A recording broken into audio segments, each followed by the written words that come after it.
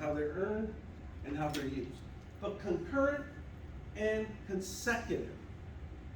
Who could tell me what those differences are? It's out there. I'm gonna pick on it. The concurrent one was all at the same time, and consecutive, so it started charging year after year. Okay, and if you were sentenced then to multiple crimes, which method of sentencing would you rather have? I just want to do, probably all of them at once. And which one would that be? Maybe, concurrent. Concurrent. It just makes sense, right? If you're gonna get multiple violations and be sentenced for multiple crimes, do it all at one time. See, that's also discussed during the plea bargaining. Okay, that's another chip the district attorney can use. He could also use it to threaten you. If you're found guilty, not only are you gonna do the 5 years for this, but we're gonna tack on for every other infraction.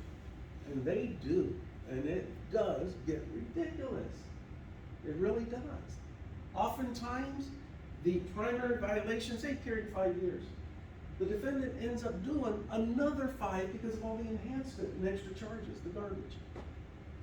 Okay, so the district attorney does use that as a bargaining chip. Concurrent sentences and consecutive. You've gotta know that. Good time, reduction in sentence for good behavior.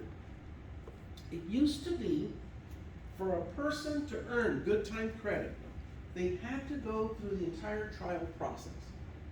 Get sent to a reception center, go through the classification process, get assigned to a program, whether it's school, vocation, or a job.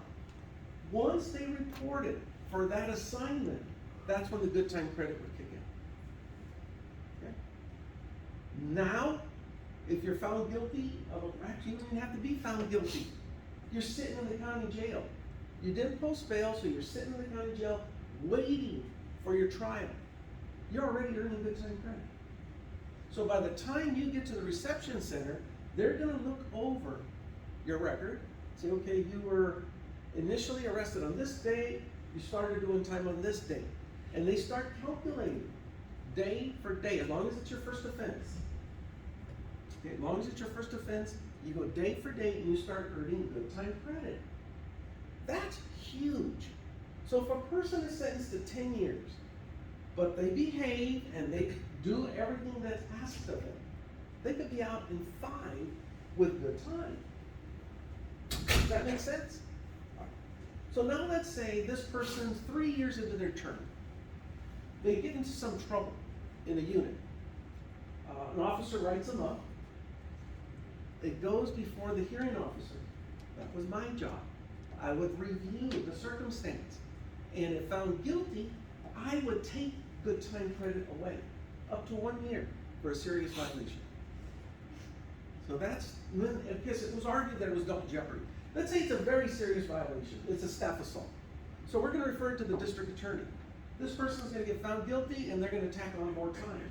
Once the state is done, their interest is satisfied, it comes now back to the institution. I get the case. I get to hear it all over again. And I'm gonna find him guilty. If a court found him guilty, you're guilty. I'm gonna take another year of good time credit. So if he got a 5-year due term, I'm gonna find him guilty and take a year off that old term. It already went all the way to the Superior Court, and we're not doing anything wrong. It's not double jeopardy. It's just a little extra information. There's other legislation that went through because citizens didn't want to see these people getting out so soon, earning day for day. And so we'll talk about those in some upcoming slides, okay? But just keep in mind, first-time offenders can earn up to day for day credit, and that's big. So imposing the sentence. Rape is punishable by 10 years in prison, possession of a handgun by 3, and possession of heroin by 4. And these are not exact numbers, it's just an example. A consecutive sentence, rape plus possession of the handgun and heroin, you're looking at 17 years if each is served individually. Versus rape, possession, and everything else. Now, all falls into that 10-year umbrella because of the enhancements. The 3 and the 4, the 7 falls into the 10. and you're doing them all at one time. So if you are found guilty of a crime, your attorney should argue for concurrent sentencing. So you're doing 10 instead of 17. District attorney is gonna be on the opposite side screaming and yelling, say no, they should be consecutive. It's up to the judge. Intermediate sentencing and indeterminate and determinate. This I think took effect about 1978. We didn't start feeling the effects till about the mid-80s. We used to have indeterminate sentencing, which is ideal because a judge finds somebody guilty, the offender of a crime. They sentence them 5 years to life, 7 years to life, 15 years to life. The Board of Prison Terms is the one that determined the release date under the old law, indeterminate sentencing. They could control inmate population and they could assess these offenders and kick them out when they felt it was appropriate. This is a body of people, experts, that have dedicated their lives to working in corrections. They know what they're talking about when we're doing indeterminate sentencing.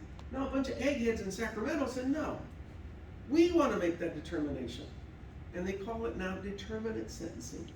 Instead of adding that life term where the board can assess a release date, they came up with an idea called a triad. So if you're found guilty of crime A, you can serve 1 to 2 to 3 years. They give you 3 options, and of course anything in between is open. But once you've hit that 3 years and you stay clean, you must be released from state custody. The eggheads get to tell the prisons when these people are supposed to get out, not the subject matter experts. It wreaks havoc, caused so many problems. But Sacramento wanted to feel important, and to this day, it's still in effect. Determinate sentencing. Fixed term of years to be served by the offender, sentenced to a prison for a specific amount of time. Okay. Determinate and indeterminate. You gotta be clear on these two. Sentencing guidelines.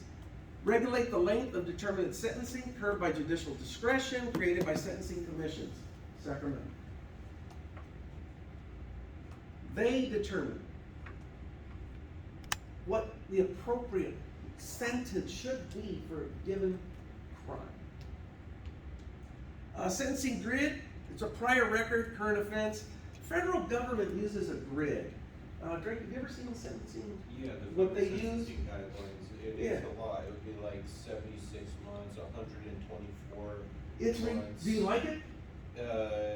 No, I think No. it's far excessive, and Yeah. also too, there's a trial tax as far as the federal courts are concerned. If you try to even argue your case, the sentencing guidelines will add extra months. They add extra.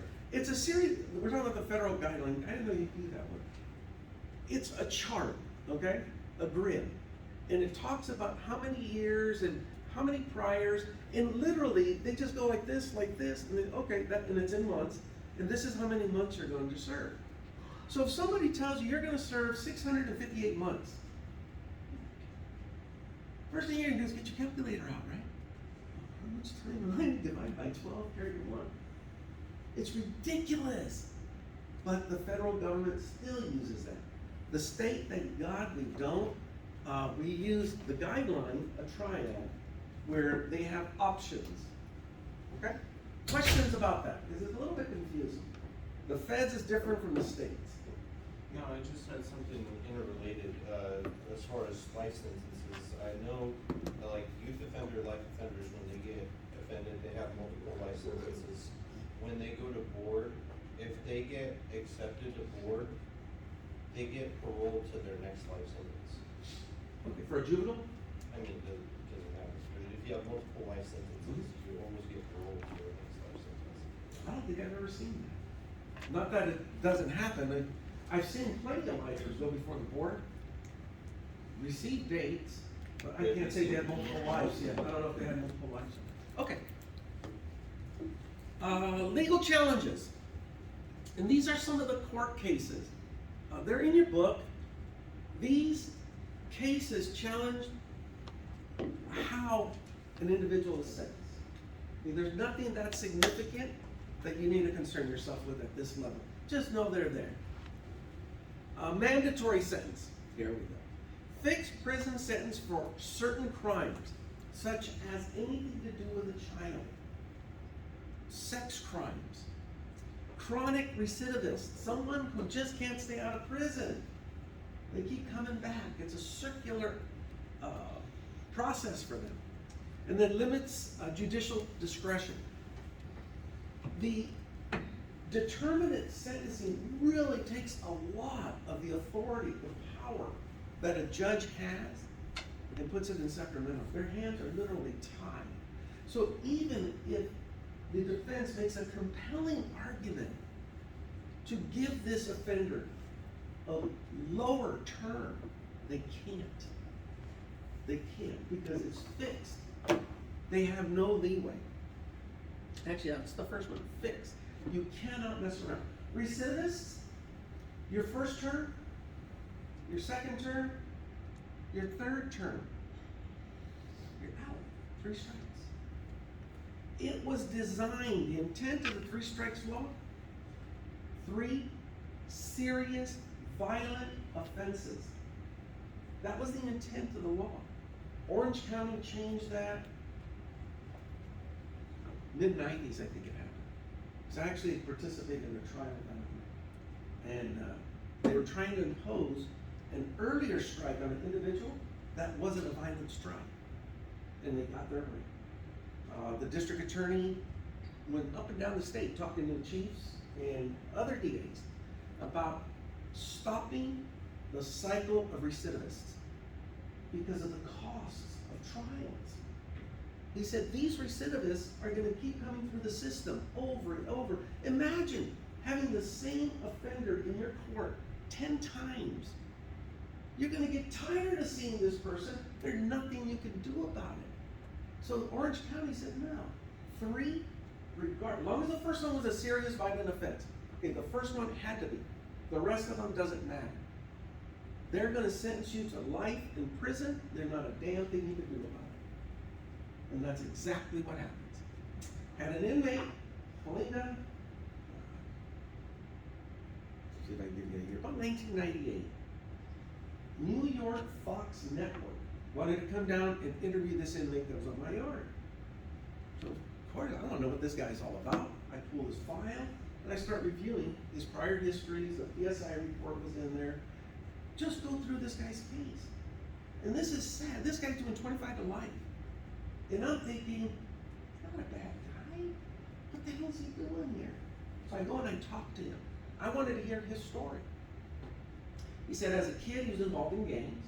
Yes, he was dealing drugs. He got busted. So they busted him for being in possession of a firearm, violence, enhancement, being involved with a gang, and then of course the actual act. So he gets sentenced, and he did some serious time, 10, 12 years. He gets out. He gets caught up with some mama daddy business and domestic violence, and they threw the book at him, found him guilty, 2nd strike. He ends up doing about 2, 3 years, gets out. Now he's on the street, and this is where he tells me his buddy approaches him. He's on parole. Says, hey, I gotta go deal some drugs. And this guy said, I don't want nothing to do with that, because I know if I'm found guilty of another crime, I'm done. So the kid tells him, okay, wait here, I'll be right back. He walks a block and a half, 2 blocks down the road, say from here maybe to that corner gas station. You know the one I'm talking about down here, off Inez? That's a distance. And this guy's standing there, he's watching him, he just doesn't want anything to do with it. Out of nowhere, police swoop in. They were surveilling the drug deal. They had snitches in place and the whole bit. They took this guy into custody along with the one that was doing the sale. He argued his case. He wasn't doing anything, and I believed him. 25 to life. Because they said he was involved with that narcotics transaction, part of the group. To this day, I don't know if he ever got out. but Fox News came, wanted to hear that story, because the three strikes law is being misused. Who thinks this kid deserved to be in prison the rest of his life for his actions? No. You know, and I've told you guys before, I don't trust inmates at all. Zero. If they're moving their lips, they're lying. But yet here I'm telling you, this guy wasn't lying. I believed him. I got it verified by a C-file. I got it verified by the Fox Network, who also did a lot more extensive research. He was in the wrong place at the wrong time. Fixed prison sentence. It's a disaster. It really is. And instead of reverting back to the indeterminate model, they ran with AB 109 and revamped the penal system. Okay, we'll talk about that down the road. Three strikes law, I kind of talked about. Truth in sentencing was the one I kind of hinted at earlier about good time credit and people getting out doing only half their sentence. Truth in sentencing kicks in, and I'll talk about that in a minute. Okay, so three strikes law. Long prison sentences for anyone convicted of 3 felony offenses. They have some legal controls, but they're not being used properly, in my opinion. These were supposed to be 3 violent offenses, and they're not. Only the first. Truth in sentencing requires offenders to serve a substantial amount of their time. Elimination or reduction of parole and good time. So, for your first offense, they determine you can do 50%, day for day. They match it. The next time around, I think it's 2 for 1. So it's either 75% or 80%, depends on the sentencing court. They could say you can only get 80% or you can get 2 for 1. Do 2 days clean, you get 1 day off your sentence. Make sense? So truth in sentencing, the community wanted to see offenders doing their time. Everybody else wants these guys out as soon as possible because they're taking up space in a jail. How much does it cost to house an offender in a prison? Anybody know? Oh God, it's way too much. Nobody has a clue, right? I didn't think you would. I think compared to the schooling budget, it's 4 times the amount that they spend on. Well, it's gonna be more than that as soon as I tell you here in a minute. Yeah. What's happening right now, we have different custody levels of security. Minimum D, ORWD, is the lowest possible level. These are the inmates you see in orange suits out picking up garbage on the side of the street. They're level 1s, they're called level 1s, minimum D, ORWD, off reservation work details. They can go out there, the firefighters, during the fire season, inmates are out there fighting fires. Those are your minimum Ds, ORWDs. They can do that. They cost, on average, about $8,000 to $9,000 a year to house. That includes feeding and the whole shebang to take care of these individuals. They're pretty much self-sufficient. You get up to the level 2s. The security tightens up a little bit more. You don't need an armed perimeter, but you do need some kind of a fence around the housing facility, some type of control. Those, now you're jumping up to about between 20 to 25, 26,000 per bed to house these individuals. That's a level 2. Level 3, these are absolute tight security, armed perimeters, gun towers in the interior, cells, not dorms. A dorm this size, I could put 30 people in here, easy, to live. That's a lot of men in one dorm, but that's what they do because of their custody level. You were in a dorm. I'll kill myself before I go in a dorm. I was in a level 3 for 6 Oh, or 7 years. so you got a cell? Yeah, I've been in a cell for 6 years. Double cell? Well, I mean, I hustled a lot, so I eventually got to sell myself for Yeah. about 3 or 4 years. Single cell, double cell. When we built Pleasant Valley, it was designed for single cell occupancy. My yard was designed to hold no more than 500 inmates. That was it. 5 buildings, 100 inmates per building. Within the first year of us opening, I had over 1,000. By the time we really got up and running, I could get up as high as 1,200 and about 18. We had inmates in the dorms, in the field house, the gyms. Yeah, you got out the gyms and put door, I mean, it's ridiculous. Day rooms, anywhere there was a little nook or cranny. In San Quentin, we put them on Broadway. I know it sounds weird, right? Broadway. San Quentin design, the houses back up to each other, the cells, the back of the cells. The bars face on the outside. 5 tiers high. 2 gun walks over on this side. And we were so crowded, we put inmates underneath the gun walks. Officers were idiots. They'd be throwing garbage on them when they were sleeping. You know, graveyard officers, bored to death, trying to pick fights with inmates. How stupid is that? It's gonna start a riot. Yeah. These guys were low custody. They didn't do that. Yeah. Oh, God, it was crazy. Okay, so way overpopulation. So truth in sentencing had that impact because the community demanded that these people serve all or most of their time. My opinion, they didn't belong there. They really didn't. Give me the serious offenders, okay? Like the level 4s. That's the highest custody level. You'll hear the book talk about a supermax prison and it's bull. They're all level 4s. It's just the design of the prison. San Quentin, Folsom, and Pelican Bay. Those are some serious level 4 max type institutions. You guys have heard of Pelican Bay? Yeah. Figured you had. Pelican Bay, no. They've really had to reduce the programs there because inmates were going nuts psychologically, and yeah, it's true. Throughout a week, if you were a supermax inmate locked up in Pelican Bay, you would get to see the sun 3 hours a week. That's it. You're always in isolation, no contact with anybody. If you want to go to the shower, an officer will drag you down, put you in the shower for 10 minutes, bring you back in restraints, put you back in your cell. You're fed in your cell. Everything is done in the cell. It drove these guys crazy. So they said that was inhumane. We no longer do that. And really, I agree with that one. Try it.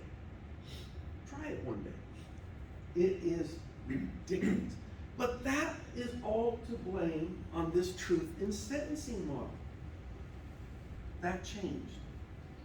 Okay, that has changed because of the cost. I told you what the level 1 and 2 was. A level 3, you're looking at 40 to 60,000 for that cell. A level 4, you're at 120,000. Now, if this person has any kind of illness, the medical bills will double that. Once they age, there's some research I did on the aging population. That figure goes into the billions for one individual. I don't know if I could find the video, but part of the research I did was in Vacaville State Prison. They're a hospital.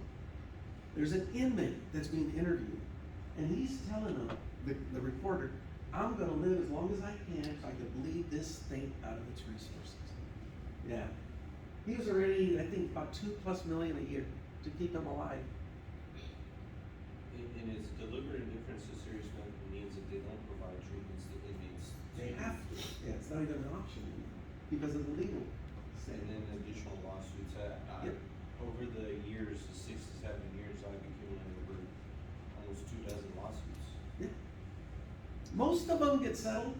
A lot of them don't. They just go away. Lawsuits are expensive to deal with, but they have to be satisfied. And there's a bunch of them that deal specifically with medical. Psychotropic medications, forced medications, the Kahia, Prada. There's so many court cases. We're not going to get into all that. This is just the intro. Just know there's a lot that goes behind sentencing, right, and incarceration, and that it's very expensive to do.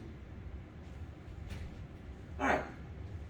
The research on 3 strikes law doesn't really support any kind of different effect and hasn't led to significant reduction in time.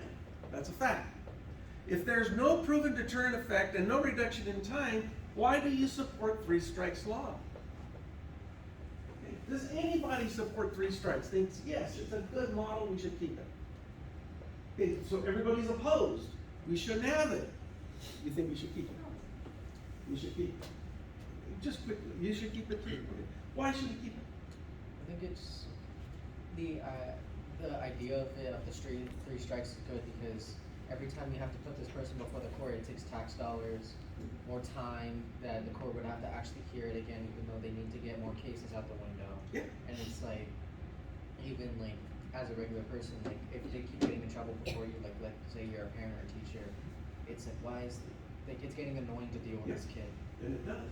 Did you say you only have one inmate ever that did change and not repeat an offense? Mhm. So I would say that the exception does not make the law. No, it really doesn't. I think it shows to their level of, like, their criminal or their crime, because Mhm. I go back to that one officer that got killed off of this 3-strike guy that was out, you know, and look at the whole loss that it impacted.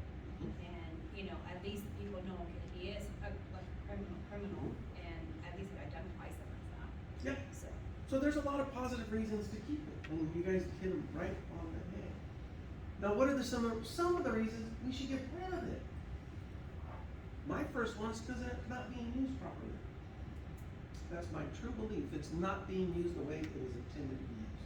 Drake, But I don't like it because let's say somebody, like a kid or somebody 16 years old had an event, panicked, the initial event, had several incidences, there's a lot of cases where prosecutors will like charge each of them, it's called nexus, there's a connection between the Sure. events. And they charge each of them, and I don't like it because right now it's basically between super strikes and strikes. I've seen people, I've helped them with their paperwork and they have over 10, 12 strikes, but they're not stricken out. Because they only have one super strike, they have this whole thing, they're looking what at county? it. It all depends, every county is Every different. county is So, different. That's why I was curious which one you're working with. you know, just the implementation of it to me is just very bizarre because some people have 4 strikes and not get stricken out. Okay, And now it's you're a because- cop. Keep everything in mind that we just said. You're the officer. You get the call to report to a location. There's gunshots fired. There's known gang activity in this area. And you're going in with your partners, and you're gonna go in to initiate an arrest. Get the picture? 4 or 5 individuals in there. They're bunkered in, they're armed. Your job is to remove them. Would you rather be dealing with someone that is not looking at their 3rd strike? Or you don't care if they have a 3rd strike or not? Remember the philosophy here. This person, if taken into custody, he's got nothing to win. So he's got nothing to lose. He knows if you take him into custody, he's gonna spend the rest of his time in prison. The mentality, you're never taking me out of here alive. And a lot of officers have been injured and killed because of that scenario. Can you guys get that picture? Yeah. Go ahead. If I get assaulted again and I defend myself, I can get life in prison. Because I defended myself in Because of a crime. 2015. And because I have a strike. Yep. So if anybody wants to like come, Nope. you know, I can't defend Nope. myself. And even I if have you pepper didn't, spray, that's a- Drake, I've seen individuals in the system, they were in a situation similar to yours, that if they did anything, they were gonna be found guilty and do more time for the rest of their life. And other inmates knew this, they actually beat the crap out of this guy. Okay? They were all found guilty. And the victim, the one that got the crap beat out of him, still ended up getting his case referred. I don't know if the court actually found him guilty, but he got referred right along with everybody else. I don't know what the answer is, guys, but this 3 strikes, it is good to a degree, but it's like that double-edged sword. It's also bad, there's a lot of cons with it. So keep that in mind as we move forward. Okay, so what are the factors when we're going to sentence an individual? And there's some up here. Think of these. You're the sentencing judge. You've heard the case. The jury's come back. They found him guilty. What's the severity of the offense? What are we actually looking Does he or she have a prior criminal record? If so, how many priors, and what do those entail? Is there any violence, either in the instant offense or in the history? Don't know. And was it committed for money, for gain? You commit a crime for profit, that's used against you. These are just some of the things. How about the age? The age of the offender. Do you care if they're a male or a female? Do you care if they have a family? Yeah, because it cuts to whether they're likely to do that behavior. Because if they're not likely to do that behavior, it shows that they went out their way to do that kind of behavior. Yep. And when the court is looking at this entire circumstance, the whole picture, they're evaluating is the risk. What is the risk of a lower sentence and allowing this individual to go back out into the community? Because if they reoffend, it's not gonna look good in your court. Okay? So you have to consider all of the factors, and that's what judges do. So, after sentencing, they've been found guilty, they imposed a sentence to a degree. I asked, I think, either day one or day two, is justice fair? And some hands went up, but not many. And then I went on a tirade about how it's not fair, right? Wealth does dictate justice. Of course it does. Social class. If you're in a specific class, a higher class, you come from wealthy family, you're well known, do you think your kids are going to be treated the same as the kid from the projects? Is race up there? No, but race, oh, there it is, race. Race is always a factor, guys. It shouldn't be. It shouldn't matter. But it does. It really does. Gender and age. There's a lot more men in prison than women. A lot more. I'd say, and I'm guessing right now, so don't hold me to this, but it'd be about 90% male, 10% female. Why? No, they don't. No. Men are stupid. They really are. You never see women doing the stupid things. You're watching like funniest videos or something like that. They're showing these guys. There's movies on this stuff. How they do stupid things, right? Pranks, kicking each other. Oh, Jeff. Really? That's it. Yeah. Was it Jackass? That one? Yeah. Yeah. You see women doing that? No. Why? They're stupid. That's why. Men have something to prove. You know, they want to puff out their chests. And you can't talk to me like that. Sure. It's just stupid. It just amuses me. Age. There's certain specific ages where offenders tend to commit the majority of their crimes. Okay, for an adult offender, let's just say 16 to 26, somewhere around there. After that, they start to age out. They really do. They start realizing, this isn't the lifestyle anymore. Maybe they've had close encounters with death, and they realize it's not that important to be doing these gang signs and all this other crap. So they don't want part of it anymore. So age. Victim characteristics, the impact statements, we kind of touched on that. And I think there might be another slide that goes more into the victim impact statement. My experience, that statement has had zero effect on the sentence. That's just me. That doesn't mean it's like that in every county and in every courtroom. That's just what I've seen. Okay, so here's the slide. Victim impact statements are permitted in some form in every state in the union. Research is mixed regarding whether the statement is helpful or harmful to the defendant during the sentencing. If there is a prejudicial impact on the sentencing of the defendant, should victim impact statements still be allowed? And why do you think victim impact statements are important? Okay, so a victim impact statement, I told you what that is, what it comprises of. Do you think they should be allowed? If you do, please raise your hand. If you want to hear from the victims. 5, 6, 7, 8, 9, 10, okay, thank you. Why should they be allowed? What do you think? Why should we allow them? I think it should be allowed because the other person who was the victim in the situation, I think that with their feeling and invalid, maybe needs consent. Perfect. They're the ones that were harmed, right? Yeah. Because the family wanted to express forgiveness to me. Hmm. It could be. No, It could be. I'm just telling you what happened, that's, Yeah.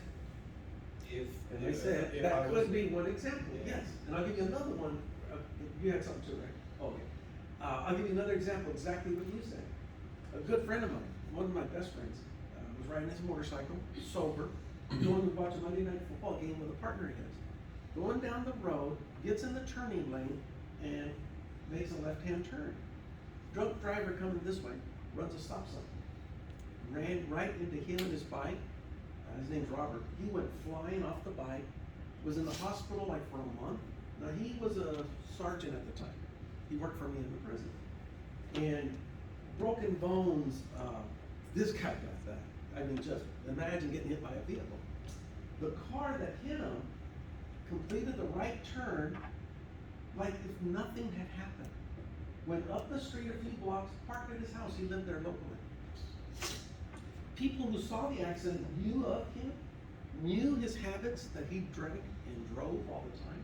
So when the officers showed up at the scene, they told the cops where they could go find the person that actually hit the motorist. So they did. Goes to court. Now Robert lost 3 months of employment. I mean, the pain and suffering, I can only imagine. This guy was like in cast for quite a while. After he goes to court, he's found guilty, they sentence him. And I was there with Robert. I wanted him to get up and say, throw the book at this son of a gun. And all he said was that, he understands this guy has a problem and that he forgave him. And that he wanted the court to take that into consideration. I wanted to beat the crap out of him. I said, what the hell's wrong with you? I didn't know he was gonna do that. But he did. I don't think the judge really took it into consideration. Okay, I really don't. But sometimes they do.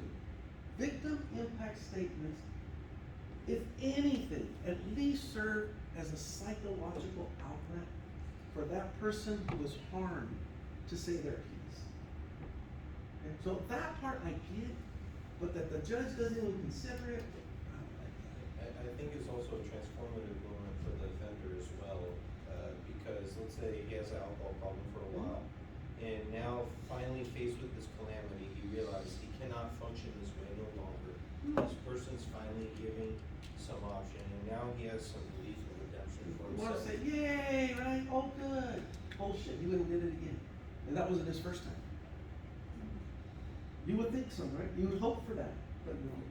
I was just gonna say, just to clarify, so that victim impact is both for like the person, that, for example, the victim itself, and then is that the same as, let's say you see on the TV, whatever, the family, speaking and saying their piece Yep. because the person, let's say, got killed or something, Absolutely, same thing? absolutely, Okay. yeah. That's exactly what it's for. They could do it in written form, somebody could read it in the record, they could present it to the court, they could stand there and deliver the message themselves. Okay? I actually think that it's a good thing that the judge doesn't take it into consideration because, you can have like a victim that's like, throw the book at him, or you can have a victim that's like, no, like I totally forgive him. And that shouldn't change the way that justice is executed in, it shouldn't change like who you, cause honestly, yeah, so Yeah. I think that's like a good Okay. thing. Good. The judge should remain impartial, unbiased. The movie I told you guys to watch with Gerard Butler, anybody see it yet? Wait, so I wanted to ask you because Good Samaritan? Yes. I went to search for it, is that what it was, cause I had it, I guess I wrote it wrong, and I wasn't sure, so I was gonna ask you again for the name, the right name. It's Gerard Butler's the actor, Yeah, with Jamie Foxx. with Jamie Foxx. I wrote The Good Citizen. Okay, it might be that, it could be the Good Samaritan. No, I thought didn't, heard. okay, so when I looked up The Good Citizen, it shows up another name. Okay, no, that's not the one. So, I just. You want the one with Jamie, that's why I know the actors are terrible at names. And I didn't wanna waste my time on watching something No. that was not for me, so. Check that one out. Okay, you gotta check that movie out. If you don't watch the whole thing, at least watch some of the courtroom, how things are handled. It's really interesting and on point. Okay, capital punishment. 14,500 confirmed executions have been carried out since 1608. Today, there are more than 3,000 people on death row. Recent years, Supreme Court has limited the death penalty to first-degree murder and only with aggravating or special circumstances. Very specific who gets a death penalty. Not just any homicide is going to carry a death penalty. It's got to have special circumstances or aggravated.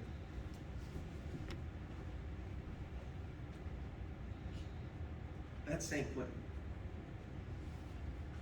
These are the people that were executed by year. Moratorium from, what is that, about 65 to 83, 84. If you look right here,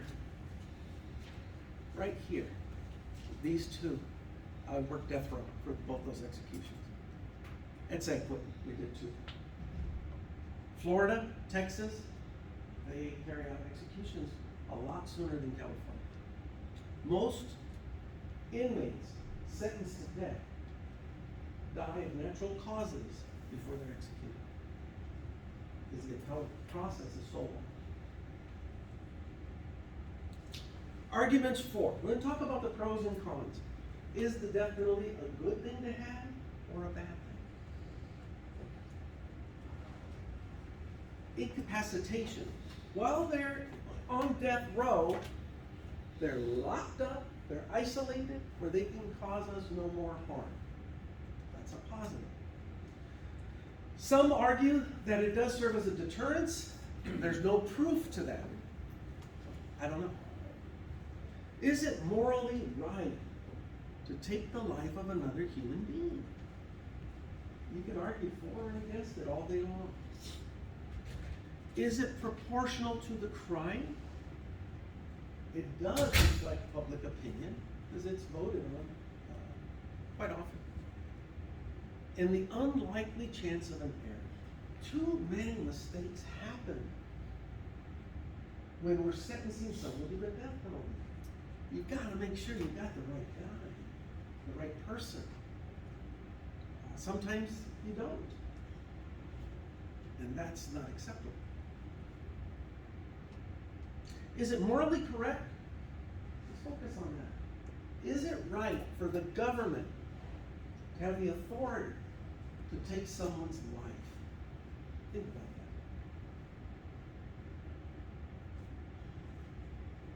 that. Is it morally right? Let's see who has his feet.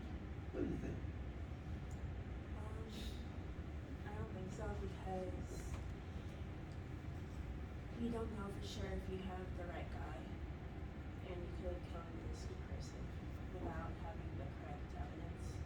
How about, we know for a fact, eyewitnesses, video recordings, and confession.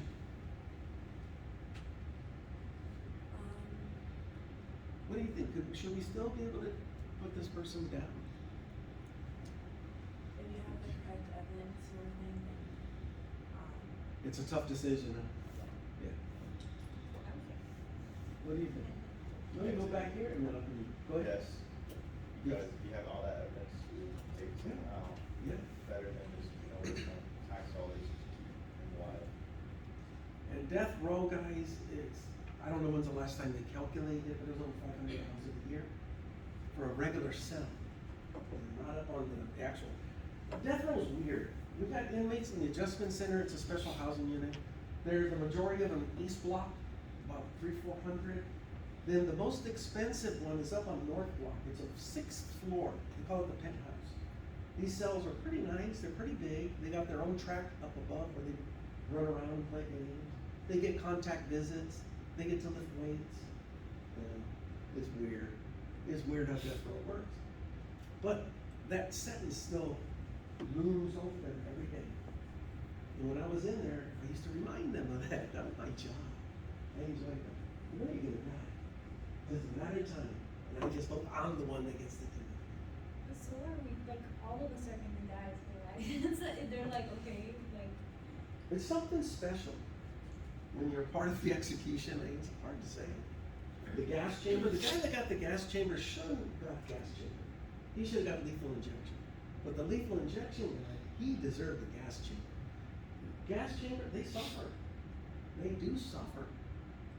The lethal injection, just close his eyes, went to sleep. That was it. That was too good for him. Yeah. Do they get a pick, like which one? My case, the one guy did, and the other case, no, it was court. But it just depends on each individual case. And the kid, who was really remorseful, accepted what he had did, felt pretty bad about it. He told Warren, you did. It was Danny and Danny, shit, you're getting gas.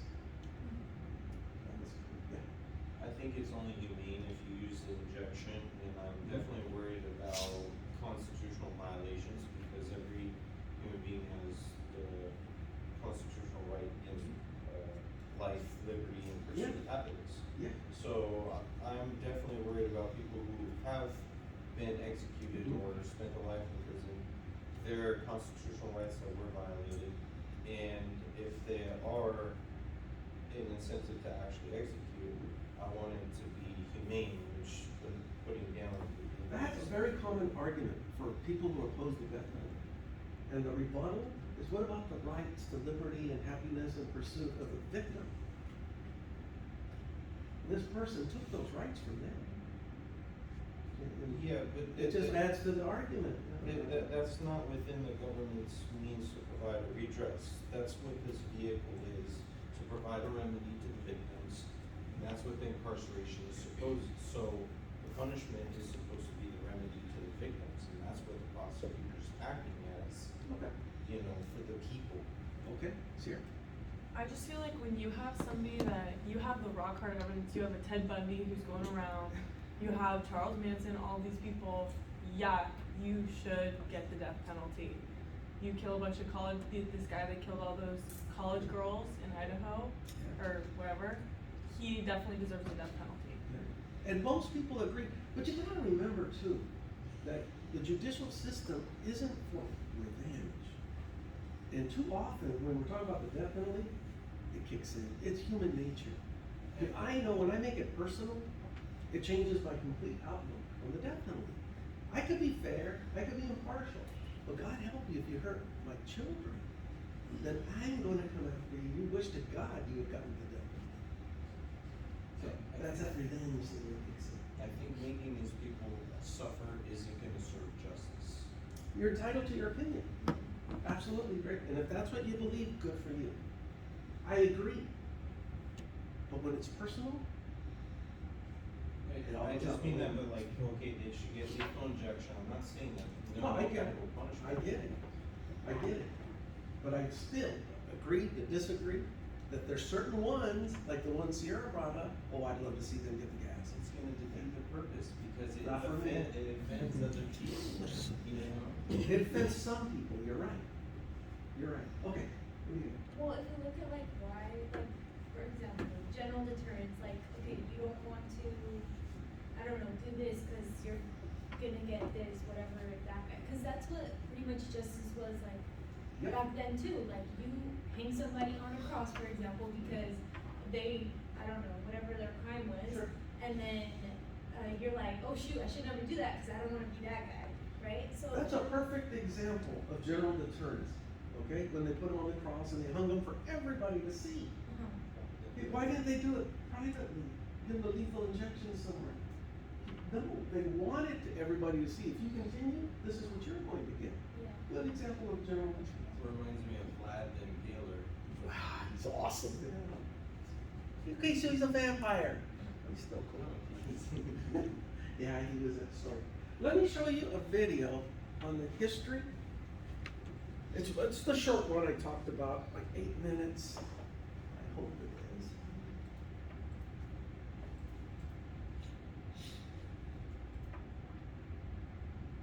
For crimes they've committed by horrific methods of torture and executions. Today, these punishments seem so cruel, it's hard to believe they were used for centuries. Check out 10 of the most brutal methods of execution in history. Colombian necktie. During the 10-year-long civil war in Colombia, also known as La Violencia, there was a method of execution so terrifying, it instilled fear into the hearts of all. This method was the infamous Colombian necktie. The executioner would first make an incision under the convict's chin using a blunt knife, and then pull out his tongue, leaving him to choke to death. The Colombian necktie is often associated with Pablo Escobar. He's considered to be its creator, but that couldn't possibly be true because he wasn't even born when the Civil War started. Iron Maiden. The next method comes from the end of the 18th century. It's an iron cabinet designed so that a person can stand inside of it. It had a small door loaded with sharp spikes on the inside, usually made of nails or knives. This brutal device was called the Iron Maiden, so it's not surprising that a famous British heavy metal group decided to use it as the name of their band.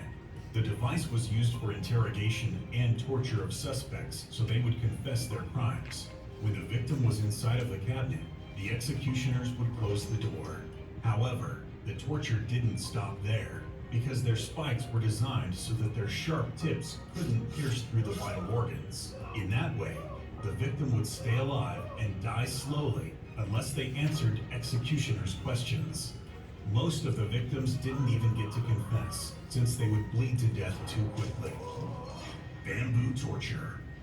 Bamboo is the fastest growing evergreen plant from the grass family. Some types of bamboo can grow up to 20 to 40 inches in only one day.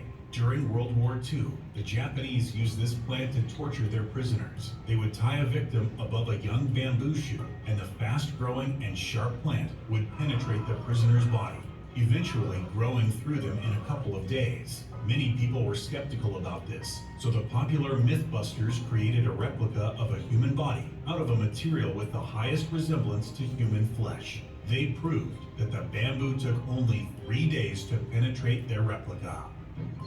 The Brazen Bull. In a Greek colony in Sicily, the criminals were punished in an unusual and extremely painful way. There was a brazen device shaped like a life-sized bull, hollow from the inside, and with a door on its side large enough for a grown person to go through it.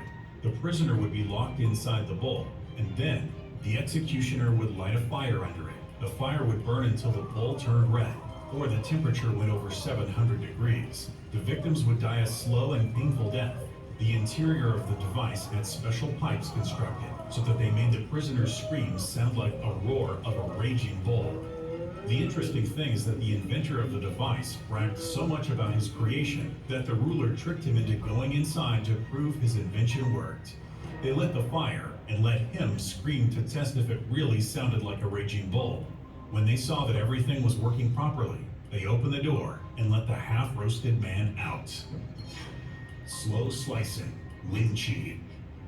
Another method of torture which required the victim to stay alive as long as possible comes from China. This kind of torture was intended for those who committed heaviest of crimes, such as murder or treason. This method of execution was named Lin Chi, which translates to slow slicing. The victim was tied to a tree in a public place, and the executioner would start by slicing the victim's fingers and toes, moving to hands, feet, ears, nose, and eventually cutting off whole limbs. After all of that, the convict would be killed by a stab to the heart. This method was also used as a spiritual punishment, because according to Confucius, if the body wasn't whole, the soul also wouldn't be whole in the afterlife. Sawing.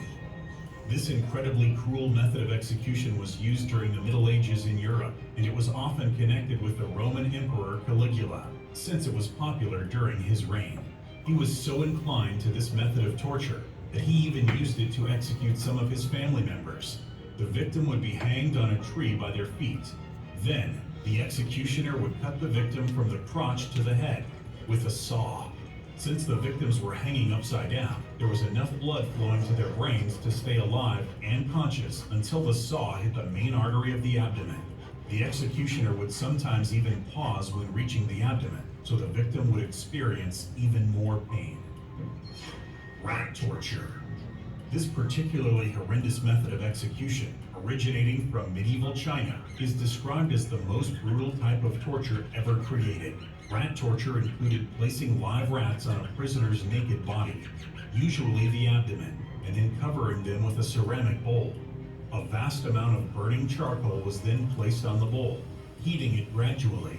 The rats, terrified by heat, would instinctively start trying to find a way out, by clawing and biting through the victim's flesh. An extremely small number of victims would survive this. Most of them would die of intense internal bleeding or blood poisoning from the infected wounds. Blood Eagle. The Blood Eagle method is mostly associated with Nordic countries.